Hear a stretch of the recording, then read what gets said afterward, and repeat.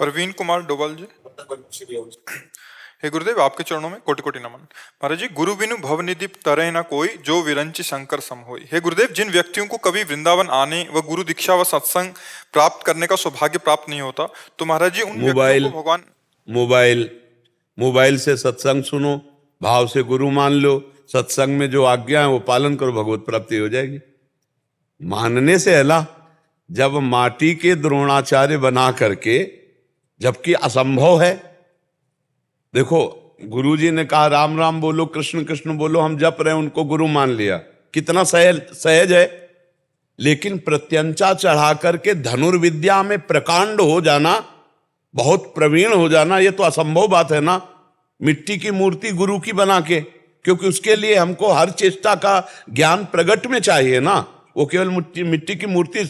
लेकिन गुरु महिमा अखंड मंडलाकारम व्याप्तम येन चराचरम, तो मिट्टी में भी गुरुदेव, तो मिट्टी की मूर्ति बनाकर जब गुरुदेव सिखाया नहीं और धनुर्विद्या में प्रवीण हो गए कि गुरुदेव को भी पता नहीं, तो आप मोबाइल से किसी भी संत को गुरु मानकर उनकी आज्ञा से अगर चले तो क्या आपको भगवत प्राप्ति नहीं हो जाएगी?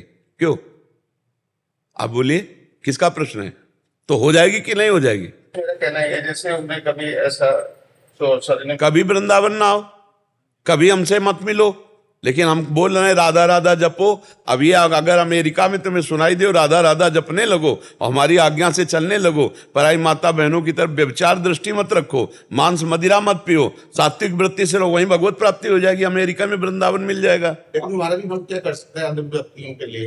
ये कह रहे हैं कि आगे लिख रहे हैं कि क्या मैं भी उनके लिए नाम जप कर सकता हूँ, सबके लिए? देखो, संत महात्मा तो सबके लिए जपी रहे, सर्वे भवन्तु सुखिनः सर्वे सन्तु निरामया। पहले आप छक लो, आप भगवत प्राप्ति कर लो। आप इतना छक कर नाम जप करो कि आपको भगवत साक्षात्कार हो जाए, तो पूरे त्रिभुवन में कहीं कोई और आई नहीं भगवान के सिवा, तो किसका कल्याण करोगे? गीता में भगवान जी कह रहे, मत्ता परतरम नान्यत् किंचित् अस्ति धनंजय, मेरे सिवा और कोई है नहीं। तो भ्रम अपना मिटाना, दूसरों का ले। भगवत प्राप्ति अपने को करवा ली, दूसरों को ले। हमारा चश्मा जे ठीक हुआ तो जित देखूं तित श्याम मई है। गोस्वामी तुलसीदास जी का जब भाव नेत्र खुला तो जड़ चेतन जग जीव जत सकल राम मैं जानी, बंदो सबके पद कमल सदा जोरि जुगपाल। सब में भगवान का। अब किसका उद्धार करना है? उद्धार अपना करना है। हमारी दृष्टि बदल जाए तो सृष्टि भगवान ही बने हुए है, दूसरा कोई नहीं है। और जब हम में भगवत प्राप्ति का रंग चढ़ेगा ना, तो आपके स्पर्श से, आपके दर्शन से, आपके संभाषण से, आपकी छोटी छोटी चेष्टाओं से लोगों का कल्याण शुरू हो जाएगा। करना नहीं पड़ता, अपने आप कल्याण होने लगता है। पहले हमको छक के भजन करना है, पहले हमको देहाभिमान मिटाना है, पहले हमको नानात्व बुद्धि हटानी है। सब में ईश्वर दिखाई दे, यहां तक हमें चलना है, आगे की बात फिर सोचना, पहले यहां तक पहुंचो। हर 3 महीने में बैटरी डिस्चार्ज हो जाती है, फिर आपके कारखाने में आके इसको चार्ज कर लेते हैं तो अच्छा लगता है। नहीं तो वहां पर पड़े रहेंगे, ठीक है, लेकिन यहाँ पर आपसे दर्शन नहीं। इनका प्रश्न था कि जो आ नहीं सकते, जो मान लो नहीं आ सकते हैं, तो उनके भी कल्याण, और जो आ जाए तो अब फेस टू फेस जो बात है, अब वो हाँ वो कैसे हो रहा है? मोबाइल का गुलाब जामुन और दुकान से अंतर होगा ना। आपको देखना जरूरी है। अब जो नहीं आ सकते तो फिर उपाय तो बताया जा सकता है ना। उनका कल्याण नहीं रुकना चाहिए, कल्याण हो जाएगा। संत वचन मानने से कल्याण हो जाएगा। आप मान लो तो वृंदावन वहीं पहुंच जाएगा, संत वहीं पहुंच जाएंगे। मान लो हम नहीं जाते तो कोई ना कोई संत तुमसे मिलेगा, तुम्हारा कल्याण करेगा। जब कोई जीव व्याकुल होता है अपने कल्याण के लिए, तो भगवान उसके अंतर में बैठे हुए हैं, वो ऐसे ही मिला देते हैं, या बुला देते हैं या भिजवा देते हैं, वहीं पहुंचा देते हैं। वो भगवान विधान बनाते हैं। पर जीव के अंदर कल्याण की इच्छा जागृत तभी होगी जब सत्संग होगा। अगर संत संग ना मिले तो कल्याण की इच्छा ही नहीं हो सकती। क्यों?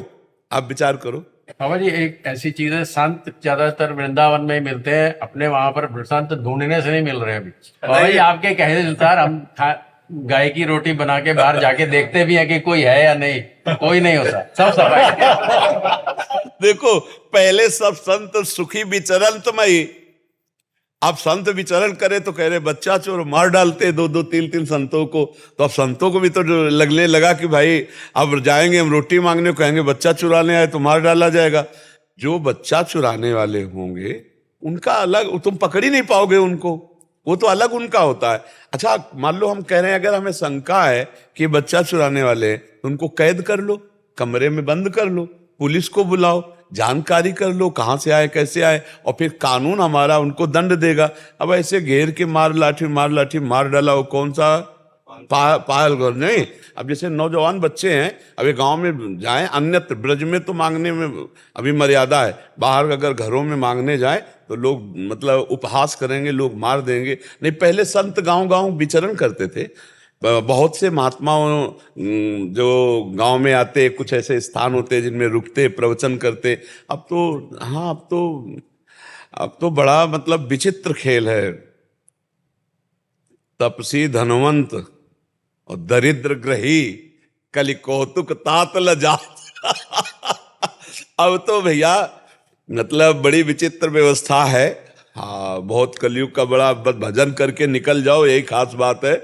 ले तो फसाओ, हर गली में फसाओ है, हर कदम में फसाओ है। भगवान की प्राप्ति बड़ी कठिन है। आपके आदेश अनुसार रोज घर के बाहर जाके देखते हैं कोई संत समय हो गया ना, इस आप नहीं मिलेंगे। हाँ, अब नहीं मिलेंगे, अब ऐसे नहीं मिले, बहुत कठिन हो गया। अब जो संत जन है वो अपनी अपनी गुफा, अपने अपने मकान बना करके चुपचाप भजन कर रहे हैं, क्योंकि कलिकाल का ऐसा प्रभाव है। अब ये काशी है, हरिद्वार है, वृंदावन है, अयोध्या है, अब हाँ, अब ऐसे संत जन पाए जाएंगे। अब भ्रमण, इसीलिए यहीं पर आने का दिल करता बाबा जी। हाँ, नहीं तो आओ। जिनको नहीं आने को मिलता वो मोबाइल से सुन ले, लेकिन जिनको आने को मिलता है सौभाग्य तो धन्य भाग है, आना चाहिए महीने 2 महीने में।